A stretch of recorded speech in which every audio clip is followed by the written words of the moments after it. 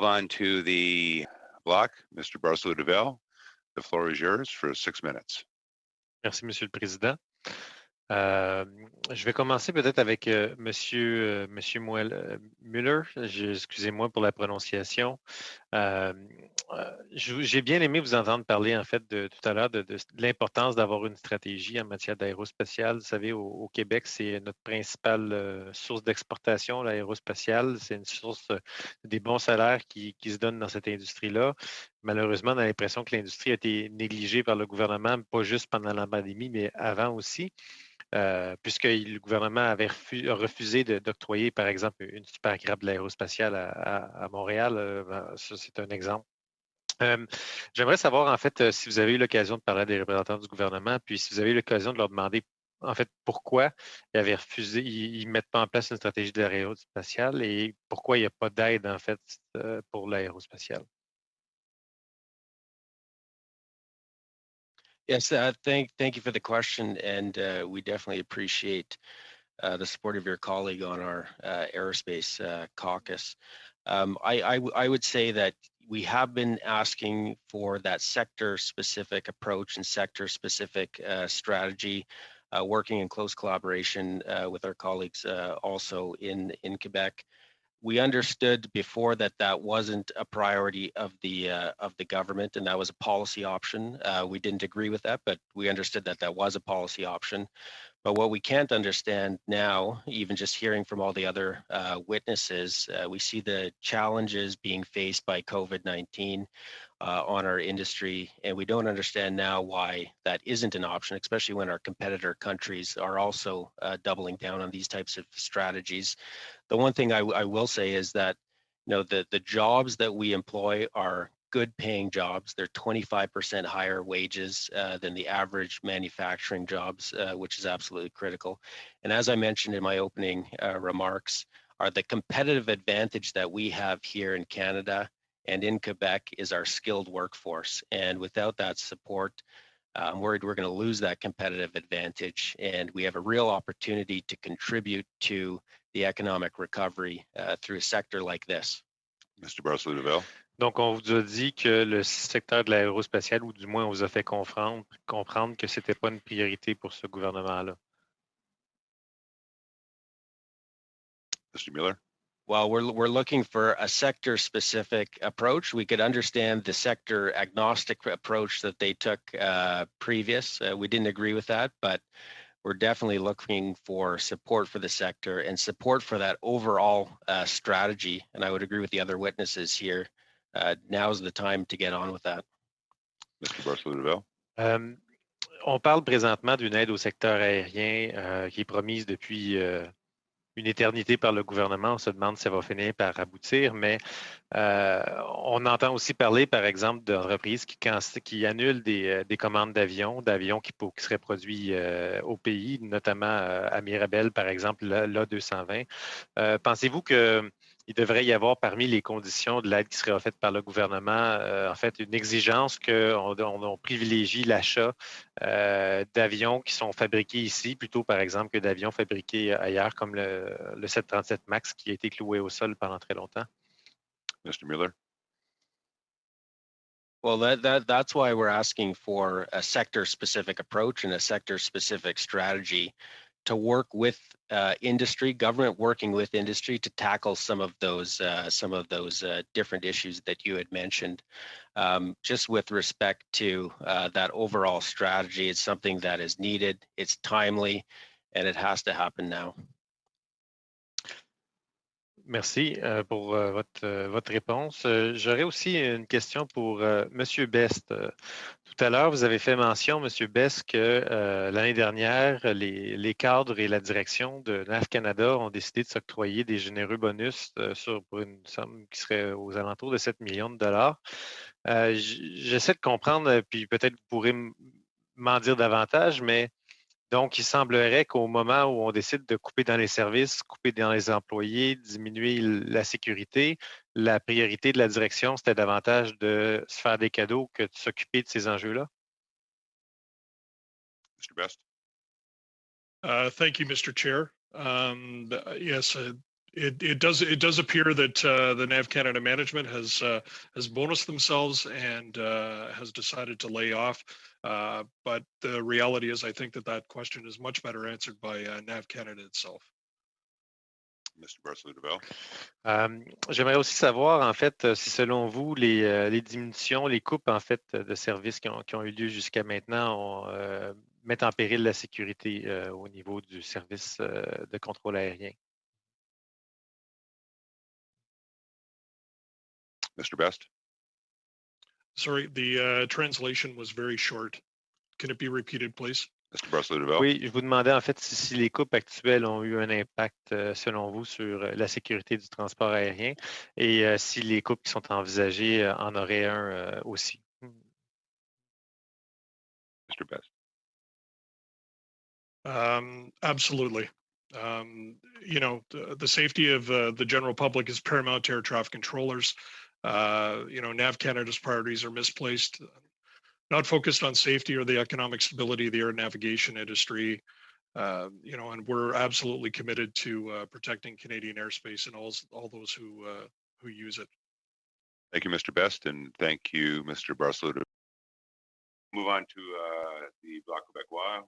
For 2.5 minutes, Mr. Barsalou-Duval, you have the floor. Merci, Monsieur le Président. Je vais m'entretenir avec Monsieur Ferguson de l'IMTA.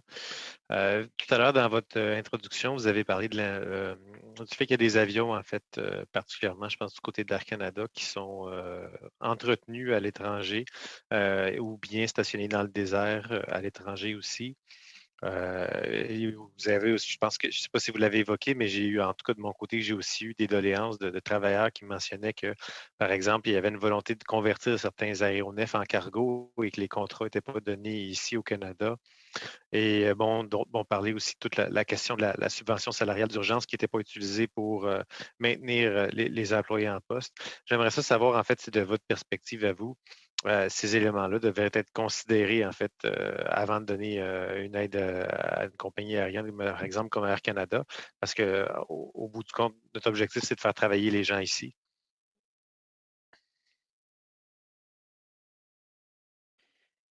Yes, I would certainly agree with you that our aim is also to, if there's work that should be done in Canada, our workers are skilled and able to do that work. It's our understanding earlier that there's quite a few planes that were overseas, they were parked. Now, some of them required basic maintenance, etc., while they were parked, but any of the maintenance required to put the planes back into active service, we feel that should be done here in Canada. Our members, we have the skills. Right now, for example, there, in our technical operations, there's approximately 1,200 laid off. These are members who with skills. Where are they going to find a job right now that fits their skill set? We feel that the opportunity is there to service these planes, to do the maintenance for these planes in Canada, and we really feel that before Air Canada is part of any subsidy, any plan, that those planes or any work that can be done here by our members should be done. Merci, Monsieur Ferguson. J'imagine qu'il ne me reste pas beaucoup de temps, Monsieur le Président. Donc, pour continuer, en fait, je vais simplement vous demander si, de votre perspective, c'était la modification à la loi sur Air Canada qui a été faite par le gouvernement a ouvert la porte à ce genre de pratique. Mr. Ferguson. Well, several years ago, there was the Air Canada Participation Act, which allowed some of that heavy maintenance to be moved offshore. So that would be something that would have to be addressed through government. Thank you, Mr. Ferguson, and thank you, Mr. Barsalou-Duval. We're now going to move on to the Bloc Québécois for 2.5 minutes. Mr. Barsalou-Duval, the floor is yours. Merci, Monsieur le Président. Ma question va être pour Madame Pacher et Monsieur Stanford du Canada Atlantique. Au Québec, on a un enjeu important au niveau du transport aérien régional, d'assurer d'avoir évidemment une couverture régionale. Je pense que c'est surtout dans la situation dans l'Est du Québec peut ressembler dans une certaine mesure à la problématique qui est vécue dans le Canada Atlantique. Et parmi les préoccupations qui ont été mises dans l'Est du Québec, ça a été que l'aide, de faire en sorte en fait que les politiques gouvernementales, lorsqu'il y aura une reprise, puis même s'assurer qu'il y ait une liaison régionale de un, mais aussi s'assurer qu'il puisse y avoir de la concurrence et de la compétition, étant donné qu'on se retrouve souvent avec un monopole d'Air Canada et qu'il y a d'autres petits transporteurs qui peuvent assurer un transport intéressant. Est-ce que c'est une préoccupation que vous avez aussi dans l'Est du Canada Atlantique? Ms. Patcher, Mr. Stanford.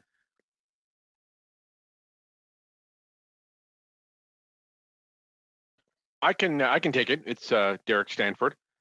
If I understand the question, you're worried if there is the ability to have regional air carriers as well as what the competitive landscape would look like? Mr. Barsalou-Duval. En fait, ce que je veux savoir, c'est si pour vous, il est important que l'aide gouvernementale au secteur aérien soit équitable et qu'elle aide aussi à faire en sorte qu'il y ait une concurrence minimale qui permette aux petits transporteurs régionaux d'être capables d'avoir en mesure de faire un service raisonnable qui ne se ferait pas écraser par les grosses compagnies comme Air Canada. Mr. Stanford. Okay, well, probably the first challenge we'd have is to have any air carriers. So we're currently without service to a lot of our stations in Atlantic Canada. So I'd love to be able to imagine a situation where we had competition, but first I need some service. So the federal government did announce a plan called the Regional Air Transportation Initiative, which we are working with our Economic Development Agency in Atlantic Canada, which is a COA.